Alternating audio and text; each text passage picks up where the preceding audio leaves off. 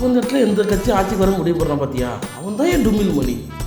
டுமில் மணி தாயா?